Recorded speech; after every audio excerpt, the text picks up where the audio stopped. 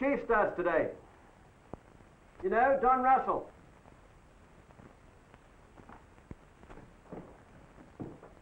I hear he's the type who preaches people before system. One big happy family. Well, we'll see how far that approach will get him in our branch.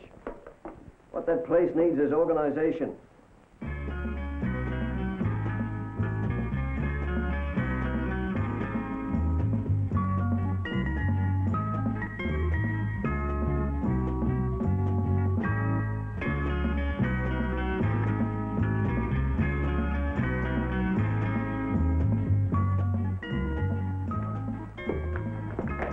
Sorry.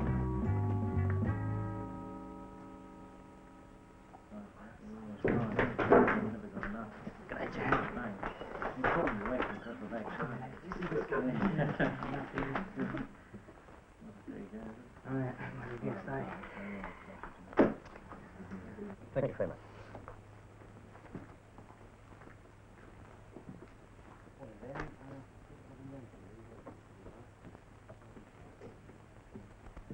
These your final details, Mr. Johnson? Yes, they're all there. What's the trouble? Well, these figures don't correlate.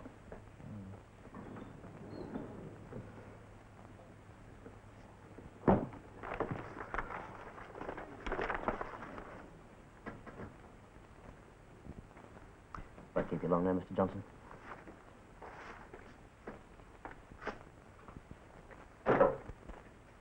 That thing's out of date.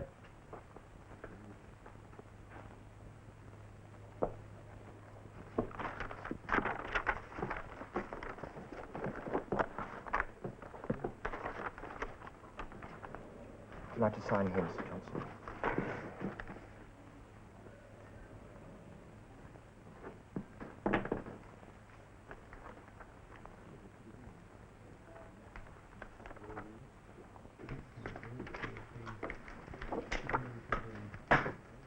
Present for you, mate.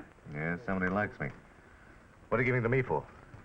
No, mate. It's what Baker said. I haven't got time to do all those. I'm on a deadline for the printer. Well, he sent me up with these. He said you to go out and do on-the-job checks. Like hell I will. Where's Baker? I saw him go out on a job.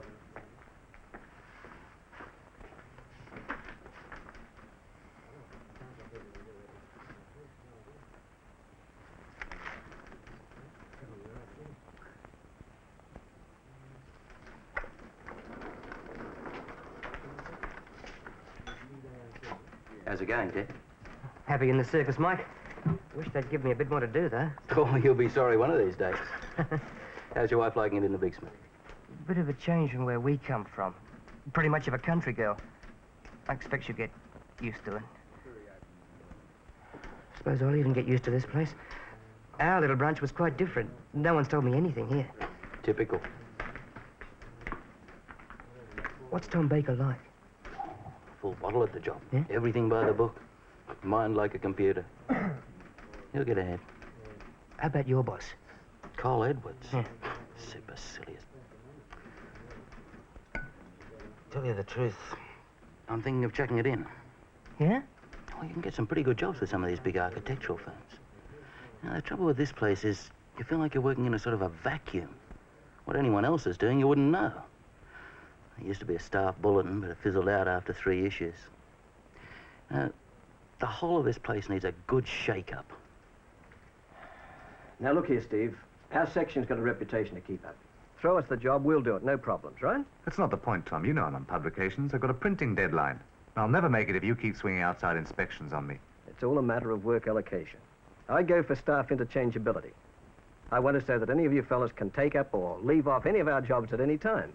You're one of my most experienced men. Mr. Baker. You should be able to handle this kind of thing. Hmm? Mr. Baker, I've got the maintenance requests. To registration, check for liability, file, and action. It's all in your procedures, right? Yes, Mr. Baker. Yes. I want to say that any of you can take over someone else's job at any time. Well, I don't. Publications are my job. I put a hell of a lot of work into them. I'm going to see them through. I draw the line at having other jobs dumped on me at the last moment by some young clerk on the counter, too. I can understand that. Trouble is, Tom, you've always resented my doing publications. Nothing personal at all. I must admit I didn't ask for them in my section. They don't really fit in with our work. Let's take the whole matter up with Don Russell. It's got nothing to do with Don Russell. Now, look, Steve, don't lose your head. I tell you what, give me a couple of the more urgent contracts and I'll get our new man to help you out. Goodbye. Oh. Thanks, Jim. Oh, Jim, I think we should revise these subcontractor listings. Look. Sit down. For all we know, some of these firms might have gone out of business by now. You know how quickly things change in this game. A whole lot of these details might be wrong, and half the time they don't even bother to notify us. Look, what about letting me go around the firms and get the information on the spot? Be much quicker that way. I think we'll stick to the system we've got. We'll send out the usual form and follow up later. Okay? You're the boss?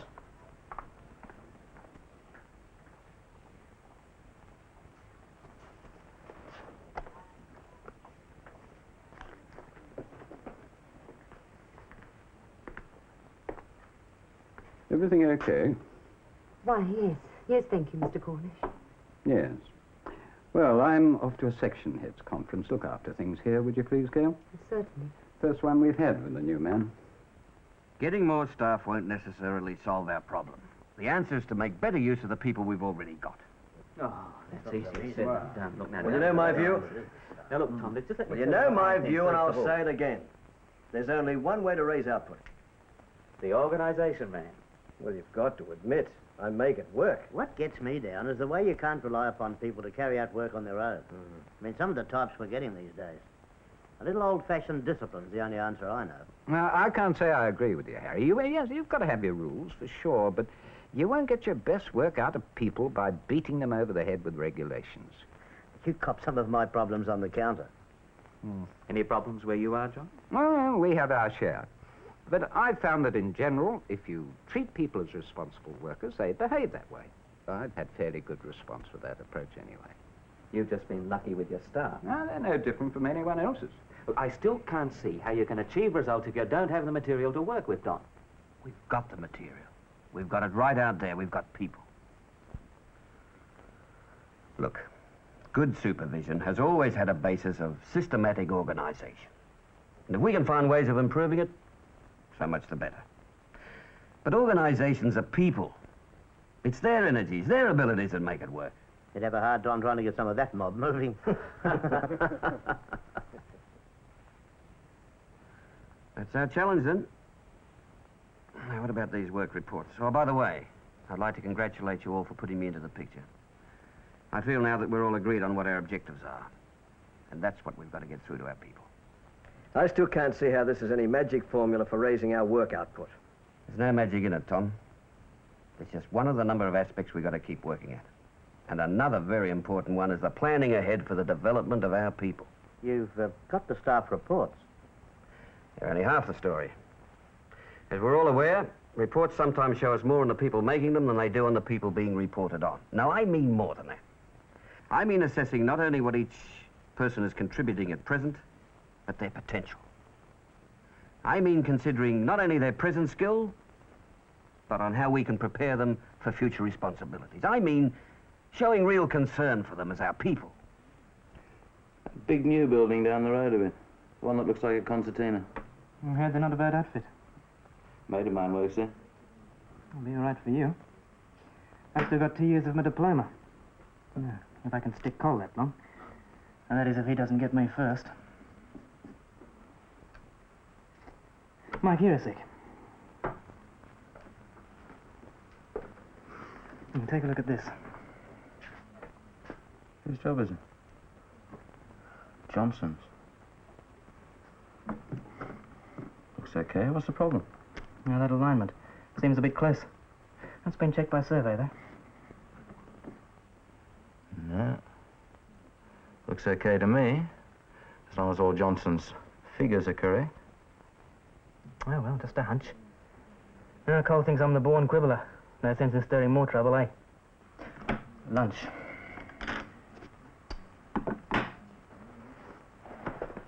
Might be a bit late back.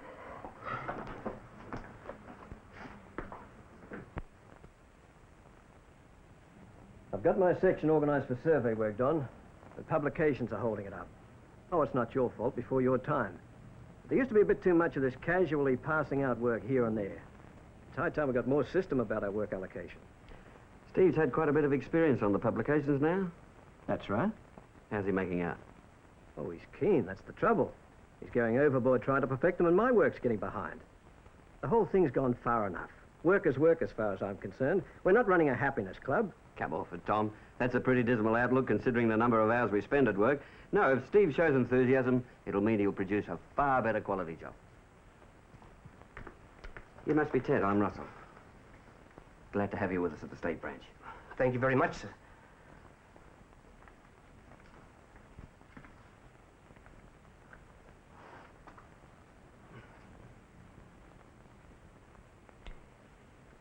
You know, Tom, I can't help feeling that this is the very thing we were talking about in the conference, the development of our people. These publications are a big thing to Steve. I see it in terms of work rationalization. Surely there's flexibility in that, Tom. No, these publications are urgent. I've looked in the files. We're relying on your section. Maybe it's my fault for not putting you into the picture. Explaining to you how important they are to the branch. I think I understand that pretty well, Don. I'm doing my work. Let me put it this way. Sooner or later, all of us are going to be met with extra demands. The answer to this is to strive for a team that will take the strain willingly. No staff like to be reorganized at the drop of a hat. Jump to it, boy, and no questions asked. I may as well tell you now, Don. I don't go along with this soft soap approach at all. And I'm the one who has to get the work out of these people. I've got a great respect for your section, Tom. But remember, that's a person.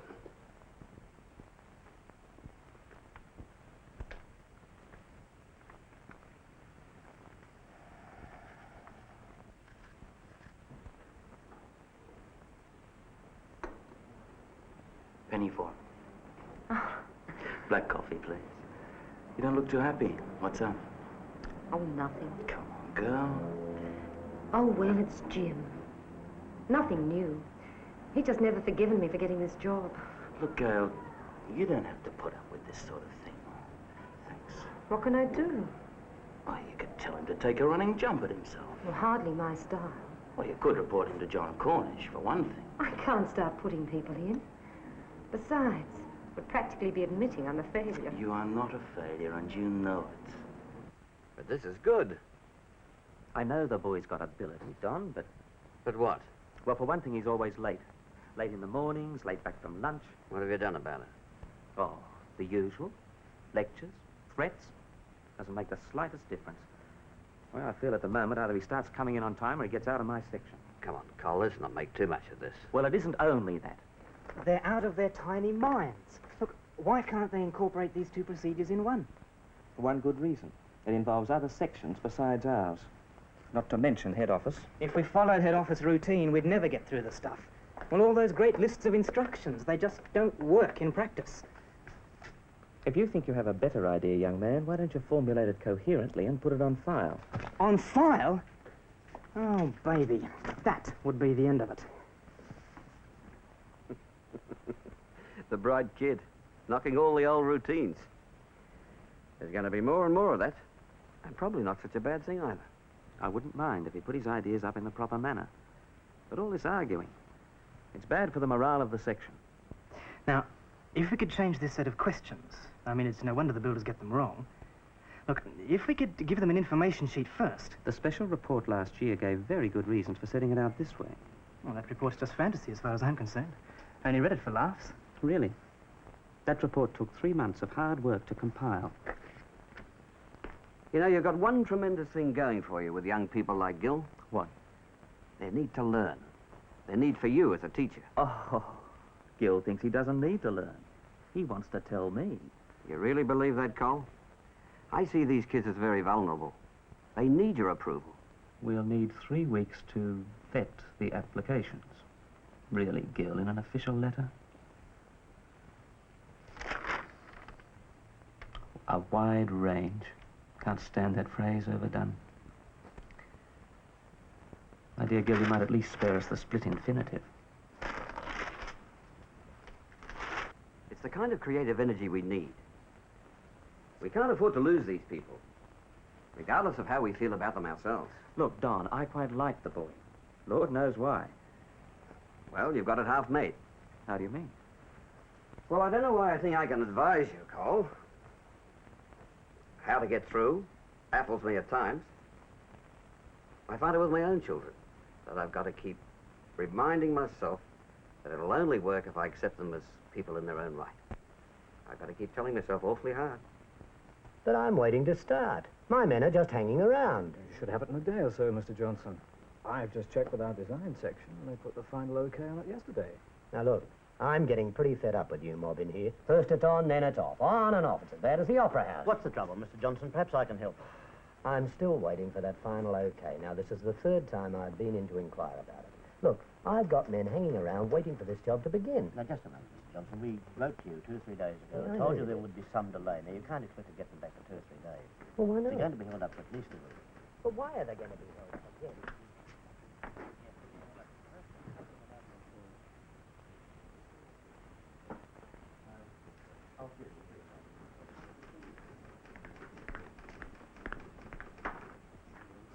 Now look, Harry, that little interruption was quite uncalled for. Nonsense, Fred. You were in trouble with Johnson. That's what I'm here for. To help you fellas out of trouble. I was not in trouble. I was handling Johnson okay. You've done this to me once too often. I'm fed up with being made look a fool in front of people out there. It's not that at all. Look, if you think I can't do my job properly, you better be prepared to make it official and have your facts right. In any case, I refuse to go on the counter again until you change your bloody methods. I'm in charge here, and you'll do as you're told. You'd better be careful, Fred. In any case, I'll have to report this to Don Russell. Perhaps I've said the wrong thing, Don, but the point is I had plenty of provocation. And I've said it now. Thanks, Don. I felt it was important for staff discipline to go on with it. This is pretty serious, Harry. What sort of a man is Fred? Oh, does as well as the rest of them. Better than some, I must say. I don't know what I've done to deserve him. Fred's worked for you for 2 years now. You never had any complaints about his work before. Look, Harry, the self-respect of your people is a pretty delicate thing. People can't work if they're all burnt up with resentment. Never mind who told me. In any case, don't think I haven't been aware of the situation. Perhaps I should have done something before this. Well, Jim doesn't actually disobey me, Mr. Cornish. He knows his job too well for that. If I tried to tell you the things he said, they wouldn't sound much, not on their own. It's more the way he says them. I feel he's destroying my confidence. Oh, I think your confidence will survive a few people like Jim Gale. Now, you're making a good fist of this job. You've no need to feel concerned about your ability. You're well regarded. Now, I prefer to let you handle this on your own because as a supervisor, you've got to find your own feet. Now, let's see. You have this feeling that Jim resents you. Oh, I know. He's got a bit of a chip on his shoulder about promotion. He's probably one of those types that doesn't like taking orders from a woman, too. But that's something you've got to ride out. What you've got to do is to try and deflect Jim's attention away from his resentment. Give him more scope, more responsibilities, and more absorbing work. And relieve you of some of the burden at the same time. Well, he did suggest that he went round the jobs and tried to get the information on the spot, but I thought that... Yeah, that sounds a good idea. Well, I wasn't sure. I suppose, to tell you the truth, I thought he was trying to put one over me. I suppose I was overreacting because it was Jim. You know, Gail, we often get the idea that our staff are trying to encroach on our authority. We don't realize that by restricting our delegations to people, we're actually limiting the scope of our own supervision. I'm always having to help out. That's just what you shouldn't be doing, Harry. Helping them out. Look, Harry, we don't want you on the counter doing the work. We know you can do the work. What we want you to do is to help your staff develop their abilities to do it. What you're virtually doing is making them incapable of doing the work themselves. Look, I know that the counter's one of the most difficult sections in any branch. But you could probably get a lot more help out of your staff than you realize. Have you ever tried to consult them? Not just say, come and see me, but get them in there. Ask them their ideas. A bit dangerous. Might give them ideas. Well, anyway, all you'd ever get would be a lot of belly aching about conditions. Well, at least they'd feel that they had people to listen. Look, put yourself in their position. Supposing I came to you as your supervisor and said, how can I help you? You'd probably think, well, he's not such a bad old coot. Even if he is trying to get more work out of us. How do you tell a fellow about his shortcomings without making him want to give up altogether? Who is it? Harry. Harry Roberts. Oh, Harry's all right. It's his personality. He lets it work against him all the time. Darling, I've met Mrs. Roberts. You know, she's a very sick woman, been in and out of hospital for years. Harry had to take over and do everything for the children. Poor devil. And some of those people are just plain bloody rude. There's no other word for it. And when they see you appear, the boss, you'd think butter wouldn't melt in their mouths. Yet you assume it must have been our fault for upsetting the customer. And the way you keep taking over from us. Well, you know how I feel about that. Well, Fred, here I was doing what I thought was the right thing by everyone, and now I find I just wasn't getting through to you fellas at all. Look, what I'd like you to do, you and the others, is, yes, list what you think are the main problems on the counter and what you think we can do about them. And we'll go through them together and see what action we can take. I'm sure Don Russell will be sympathetic. Well, I'll buy that, Harry. Just so long as they're followed up. There's one thing we ought to do straight away. Get our manuals up to date. Contracts, Gail Martin speaking. Jim here, Gail. Gail, I've been talking to the plumbing contractor on that Johnson job, and he thinks there's something funny about the street alignment. I don't suppose survey could have made it blue. Oh, hell, I hope not, Jim. Look, I think I'd better put you through to John Cornish. It might be serious. He's the one who'll have to take it up with survey. Just a second. That is the most elementary error anybody could make.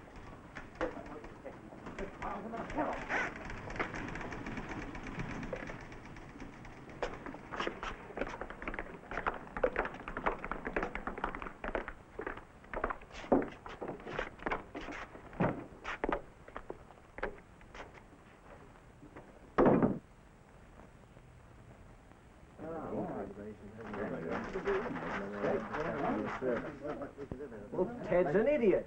We can hardly accept that the whole blame falls on the shoulders of the least experienced and newest member of the staff. A mistake's been made. Now, let's learn by it.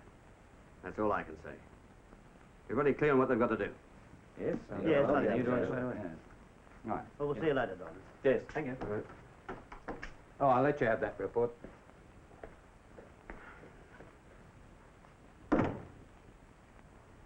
Now, look here, Don.